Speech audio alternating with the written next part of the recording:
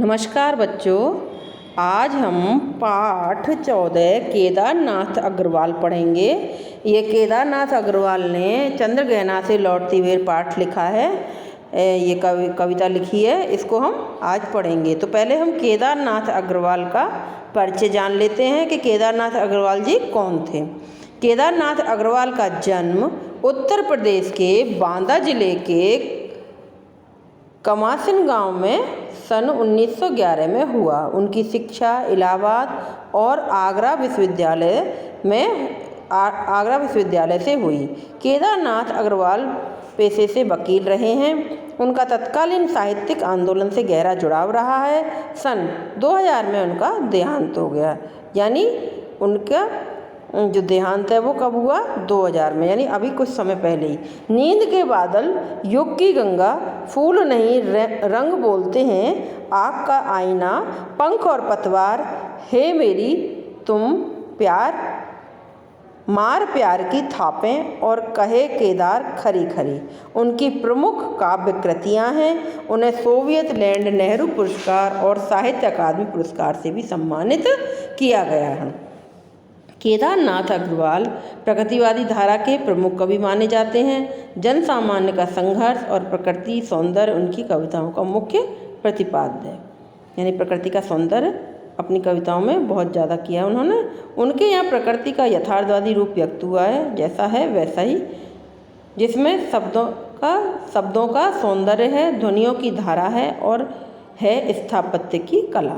संगीतमकता उनके काव्य की एक अन्यतम विशेषता है। बुंदेलखंडी समाज का दैनंदिन जीवन अपने खुलेपन और उमंग के साथ उनके काव्य में अभिव्यक्त हुआ है। केदार कविता की भाषा को लोक भाषा के निकट लाते हैं और ग्रामीण जीवन से जुड़े बिंबों को आत्मीयता के साथ प्रस्तुत करते हैं। तो ये जो है आपका केदारनाथ अग्रवाल का परिचय हुआ। और अब अपन पाठ का परिचय जानेंगे। पाठ परिचय में बच्चे देखें, इधर प्रस्तुत जो कविता है केदारनाथ ने लिखी है चंद्रगहना से लौटते हुए।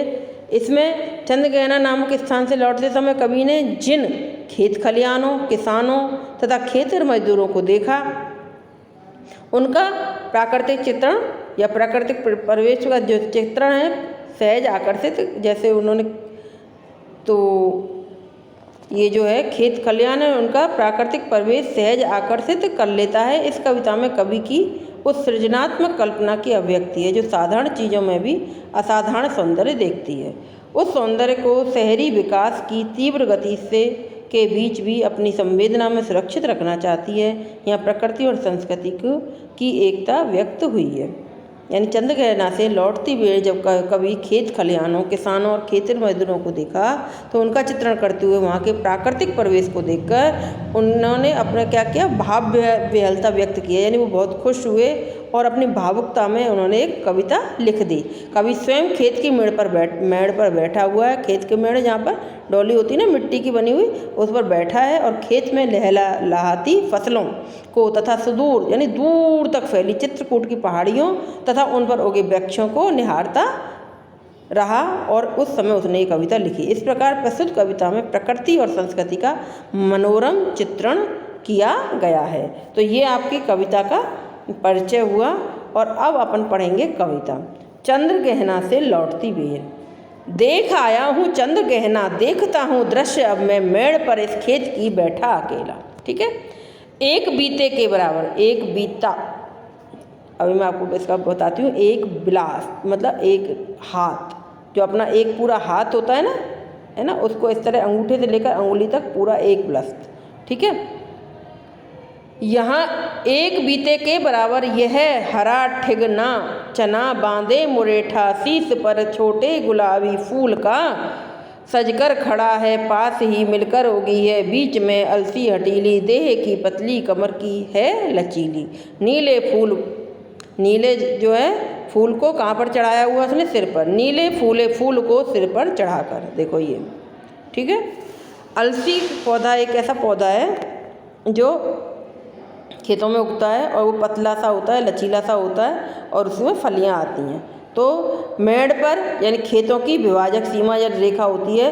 इसका मैं शब्दार्थ बता रही हूँ आपको। मेड़ का मतलब क्या है, देख है ना, मेड़ पर, मेड़ का मतलब बता रही हूँ आपको कि एक ऐसी मिट्टी की जो दीवार या छोटी सी दीवार लंबाई में मिट्टी का ऊंचा भाग जिसको कि खेत के सिरे पर यानी कि चारों तरफ बनाया जाता है। खेतों की जो विभाजक सीमा होती है रेखा, उसको कहा गया है, मिट्टी का ऊंचे भाग को मेड़ कहा गया है। यानी मिट्टी की जो दीवार बना देते हैं अपन छोटी छोटी, उसको कहा गया है। आपको सब समझ में आ गया होगा। अगला है आपका बीते। बीते मतलब एक बालिश्त की बराबर। बीते एक बालिश्त की बराबर, ठीक है। अब देखिए बीते बालिश्त यानी पुराने ज़माने की एक नाप है कि 1 हाथ, 2 हाथ, 3 हाथ, तो इसको बालिश्त बोलते हैं, ठीक है। मुरैठा, ठिगना मतलब छोटा, ठिगना माने छोटा, बांधे माने बांधता है, और मुरैठा माने मुरैठा अपन जैसे आप लोगों ने देखा होगा पंजाबी लोगों को पिंक कलर की पगड़ी बांधते हैं, ठीक है। हम लोगों में बंदेज का साफ़ा बांधते हैं, है ना, या वैसा साफ़ा बांधते हैं लोग, सफ़ेद रंग का भी बांधते हैं, तो वो उसको बोलते हैं पगड़ी या साफ़ा, इसको बोलते हैं मुरैठा, जैसे कि इसने यहाँ बांधा हुआ है, ठीक है। छोटे गुलाबी फूल का सजकर खड़ा है, और शीश, शीश माने सिर। अब कोई शब्द आया इसमें, शीश माने सिर, और देह माने शरीर, कमर आप जानते हैं लचीली माने पतली सी जो बल खाती हो, यानी कि इधर उधर हो जाती हो, ऐसा। हटीली हट करने वाली, हटीली शब्द आया है यहाँ पर, हटीली माने हट करने वाली, ठीक है। ये शब्दों के मैंने अर्थ आपको बता दिए। अब देखिएगा, हट करने वाली और देह माने शरीर, ये सब बता दिए शब्दार्थ। अब देखो जो ग्रामीण परिवेश है वो कैसा है, हरा भरा है, और उसका चित्रण करते हुए क्या कह रहा है कवि कि मैं चंद्रगहना नामक स्थान से देखकर लौट आया हूँ। यानी चंद्रगहना की तरफ गया होगा और उस स्थान पर कवि देखकर उसको उस स्थान को वो लौट कर आता है, और रास्ते में उसको जो खेत हैं वो हरे हरे हरियाली से भरे हुए दिखाई देते हैं, और वो खेत की मेड़ पर बैठ जाता है और उसको बहुत अच्छा लगता है वहाँ का माहौल, वहाँ का वातावरण। तो अब वो कह रहा है अब मैं खेत की मेड़ पर अकेला बैठा हुआ हूँ। मेड़ पर इस खेत की बैठा अकेला मतलब अब मैं इस मेड़ पर अकेला बैठा हुआ हूँ और यहाँ के प्राकृतिक दृश्यों को देख रहा हूँ। तो इसी संदर्भ में कवि कह रहा है कि यहाँ खेत पर एक बालिश्त के बराबर, एक बीते के बराबर, इस खेत में एक बीते के बराबर, एक बालिश्त के बराबर, यानी एक हाथ के बराबर, जो हाथ होता ना अपना पंजा जिसको कहते हैं हाथ, हाथ के बराबर, एक बालिश्त के बराबर जो है कौन उगा हुआ है, चने का पेड़, है ना। एक बालिश्त के, आपने चने छोले देखे होंगे, चने के छोले आते हैं जब मम्मियाँ सर्दियों में छीलती हैं, हाँ, तो वो 1-1.5 बालिश्त के बराबर ही, मतलब छोटा सा पौधा होता है और उसमें ही फल लग जाता है, यानी चने लग जाते हैं, तो उसी को कहा गया है। एक बालिश्त के बराबर चने का हरा जो है पेड़, उसको क्या कहा है कवि ने, ठिगना। ठिगना माने छोटा, ठीक है। यहाँ हरा ठिगना चना, ठिगना चना मतलब छोटा सा चने का पौधा, छोटे कद का पौधा, जिसने क्या कर रखा है, बांधे मुरेठा शीश पर, जिसने शीश पर यानी अपने सिर पर मुरेठा माने साफा बांध रखा है। बांधे मुरेठा, अपने शीश पर साफा बांध रखा है छोटे गुलाबी फूल का। अब देखो उसने मतलब उस अलसी के पौधे पर जो फूल आया हुआ है वो उसके शीर्ष पर लगता है, यानी उसके ऊंचे भाग पर लगता है। फूल तो हमेशा ऊंचे भाग पर, यानी लास्ट उस पे भाग पर ही लगता है, टहनी के पे। तो वो गुलाबी फूल जो है वो जैसे उगा हुआ है, खिला हुआ है, ऐसा महसूस करा रहा है कि एक ठिगने चने ने अपने सिर पर गुलाबी रंग का साफा बांध रखा है और वो सजकर खड़ा हुआ है। क्यों सजकर खड़ा है? जैसे दूल्हा सजकर खड़ा होता है ना, विवाह मंडप में, वैसे ही पास ही मिलकर उगी है बीच में अलसी हटीली। अब अलसी को उगाया नहीं गया है, हठपूर्वक उगी आई है, यानी कोई बीज चला गया होगा और वो उगी आई है, तो इसलिए उसको हटीली कहा गया है कि ज़बरदस्ती उगकर वहाँ पर खड़ी हुई है बीच में। तो पास ही मिलकर उगी है, पास में ही एक अलसी का पौधा उगा हुआ है, हटीली नायिका की तरह। उसका शरीर कैसा है? देह की पतली, कमर की है लचीली। वो शरीर की पतली है और कमर उसकी लचकदार है, अर्थात अलसी का पौधा पतला और लोचदार है। उसके सिर पर नीला फूल खिला हुआ है। नीले फूले फूल को सिर पर चढ़ाकर, अब उसने क्या कर रखा है? वो नीले फूल का सिर पे मतलब उगा रखा है। सिर पर मतलब शीर्ष पर उग रहा है उसके। तो वो अब यहाँ पर मानवीकरण कर दिया गया कवि के द्वारा कि मानो का मतलब मानवीकरण, मानो हम ऐसा कल्पना कर रहे हैं कि वह उस नीले फूल को सिर पर चढ़ाकर कह रही है कि जो इस फूल का स्पर्श करेगा, यानी मेरे फूल को जो छुएगा, उसे मैं अपना हृदय दान कर दूंगी, यानी मैं उससे ही अपना विवाह कर लूँगी। आशय यह है कि अलसी का पौधा कृशगात्री यानी कि पतली सी नायिका के समान अलंकृत है, यानी सजा हुआ है। अलंकृत मतलब यहाँ पर है गहनों से सजा होना, तो अलंकृत है, सजा हुआ है। तथा स्पर्श माने छूने पर, है ना, करने के लिए अपने प्रेमी को आकर्षित कर रही है, यानी वो मुझे छुएगा तो मैं उससे विवाह कर लूँगी। ऐसा मानवीकरण किया गया प्रकृति का इस कवि के द्वारा। कह रही है जो छुए यह हटीली, जो अलसी है वो कह रही है कि यदि मुझे कोई छुएगा, यानी कोई मेरा स्पर्श कर लेगा, तो मैं क्या करूँगी? मैं अपने हृदय का दान उसको कर दूँगी। ठीक है, तो मैं उसको अपने हृदय का दान कर दूँगी। और सरसों की न पूछो हो गई सबसे सयानी। और सरसों कैसी है? यहाँ पर सरसों सयानी हो गई, यानी सरसों भी फूलने लगी है, बड़ी होने लगी है और उस पर भी फूल खिलने लगे हैं। सरसों की ना पूछो हो गई सबसे सयानी, हाथ पीले कर लिए हैं ब्याह मंडप में पधारी। तो ऐसी स्थिति में जो है सरसों ऐसा महसूस करा रही कि कोई नायिका यानी कोई लड़की शादी योग्य हो गई है, विवाह योग्य हो गई है और उसके हाथ पीले करने के लिए तैयारी हो रही है। तो ऐसे हाथ पीले कर लिए हैं ब्याह मंडप, शादी के मंडप में वो पधारी है। फाग गाता मास फागुन, और जो महीना है फागुन का महीना है, और फागुन के महीने में क्या होता है? होली आती है और फाग गाए जाते हैं, गीत है एक प्रकार का, तो फाग गाए जाते हैं। तो ऐसी स्थिति में ऐसा महसूस हो रहा है कि चारों तरफ फागों की आवाज़ आ रही है, यानी गीतों की आवाज़ आ रही है, और फागुन मास में ऐसा महसूस हो रहा है कि जो सरसों हैं वो भी विवाह मंडप में आ गई है अपने हाथ पीले करवाने के लिए, और अलसी जो है वो भी विवाह में बंधन में बंधने जा रही है चना के साथ। ठीक है, आ गया है आज जैसे देखता हूँ मैं स्वयंवर हो रहा है। और ऐसा महसूस हो रहा है कि प्रकृति में जैसे स्वयंवर हो रहा हो, यानी कि सभी जो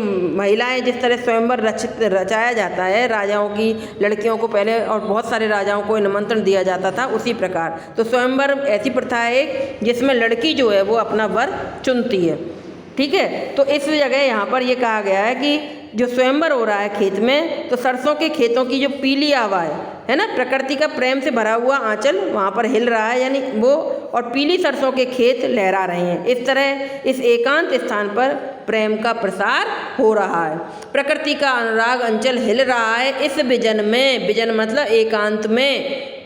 ठीक है, प्रेम भरा ये दूर व्यापारिक नगर से प्रेम की प्रिय भूमि उपजाऊ अधिक है और पैरों के तले है एक पोखर। ठीक है, तो इस तरह इस एकांत निर्जन वन में ऐसा महसूस हो रहा है कि प्रकृति का स्वयंवर चल रहा है, बहुत अच्छे से सारी प्रकृति सजी हुई है, और ऐसी स्थिति जान पड़ रही है कि जो वहाँ पर किसी नायिका की जो है विवाह मंडप में शादी हो रही है। और इस तरह से यहाँ पर, क्योंकि जिस तरह से अपन किसी शादी या ब्याह में पूरे मंडप को सजाते हैं, सब लोग आते हैं, इस तरह से तो एक गहमा गहमी सी होती है ना, वही चीज़ प्रकृति के अंचल में हो रही है, आंचल में हो रही है। और इसीलिए इस कवि ने मानवीकरण करते हुए ये कहा है कि यहाँ पर चना, अलसी, सरसों ये सब जो है वो विवाह के लिए तैयार है, यानी ये पूरी तरह से बड़े हो चुके हैं। और फिर वो कह रहा है इस भजन में इस तरह का प्यार का, प्रेम का अनुराग भरा आंचल यहाँ पर नजर आ रहा है मुझे। फिर वो वहाँ से छोड़ देता है। फिर क्या कह रहा है, दूर व्यापारिक नगर में। अब वो वहीं से बैठा बैठा वो दूर मकानों को देख रहा है। व्यापारिक नगर मतलब जहाँ पर व्यापार का ज़्यादा वो है। व्यापारिक नगर में प्रेम की प्रिय भूमि उपजाऊ अधिक है, और पैरों के तले है एक पोखर, उठ रही उसमें लहरियाँ, नीले तल में जो उगी हैं घास भूरी, ले रही वह भी लहरियाँ। एक चांदी का बड़ा सा गोल खंबा आँख को चकमकाता है, कई पत्थर किनारे पी रहे चुपचाप पानी, प्यास जाने कब बुझेगी, चुप खड़ा बगुला डुबोए टांग जल में, देखते ही मौन चंचल ध्यान निंद्रा त्यागता है। अब दूर व्यापारिक नगर में, कवि कहता है कि जो व्यापारिक नगर है उसमें दूर, इस गांव के खेतों से दूर, है ना, के खेतों से दूर भी क्या हो रहा है, प्रेम भाव की प्रिय भूमि अधिक उपजाऊ है। यहाँ प्रेम भाव का व्यवहार अधिक दिखाई देता है। उस खेत या गांव के पैरों तले, यानी उस गांव के पैरों तले एक पोखर भी है, यानी खेत के पास और गांव के पास एक पोखर भी है, तालाब भी है, पोखर भी है। पोखर माने तालाब यहाँ पर, ठीक है। और उठ रही उसमें लहरियाँ, उसमें भी लहरें उठ रही हैं, नीले तल में जो होगी घास बुरी। अब क्या है, जो तालाब है, पोखर है, उसमें नीचे से घास उग रही है और ऊपर पानी है, तो ले रही वह भी लहरियाँ, और जब पानी हिलता है तो घास भी उसके साथ साथ हिल रही है। अब वो फिर देखो, अब अलग यहाँ से हट गया। अब कवि क्या कह रहा है, एक चांदी का बड़ा सा गोल खंभा। अब देखो उस समय जब सूर्य चमकता है तो पानी में उसका प्रतिबिंब नजर आता है, आँख को चकमकाता, यानी उसका जो प्रतिबिंब है वो दिखाई दे रहा है और वो आँखों में चकाचौंध कर रहा है कई पत्थर। अब वो फिर जो है वो पोखर की बात कर रहा है कि उस पोखर के किनारे, तालाब के किनारे कई पत्थर जो है वो पड़े हुए हैं, पी रहे चुपचाप पानी, और ऐसा महसूस हो रहा है कि वो पानी को चुपचाप चुपचाप पी रहे हों। प्यास जाने कब बुझे, क्योंकि वो पानी में पड़े हैं और फिर भी ऐसा महसूस करा रहे हैं, तो इसका मतलब ये है कि इन पत्थरों की प्यास कब बुझेगी, कितना पानी पिएंगे ये। चुप खड़ा बगला डुबोए टांग जल में। और पोखर में क्या है, फिर प्रकृति का वर्णन करते हुए कह रहा है कवि कि पोखर में क्या है, पोखर में एक बगुला जो है एक टांग पर चुपचाप खड़ा हुआ है, देखते ही मीन चंचल, वह देख रहा है कि कोई मीन माने मछली, चंचल, जैसे चंचल का मतलब ये है कि कभी उछलती है कभी गिरती है, ऐसे चंचल मीन मतलब कोई जो मछली है वो अपने खेलते हुए, है ना, ऊपर नीचे होगी तो क्या करेगा, वो देखते ही मीन चंचल ध्यान निंद्रा त्यागता है, और वो अपनी जो ध्यान है उसका वो जहाँ वो लगाया हुआ है कि कोई भी मछली आएगी और मैं खा जाऊंगा। इस तरह से ये आपका ये पाठ यहाँ तक पूरा हुआ। अब दूसरे पार्ट में पढ़ाऊंगी। Thank you.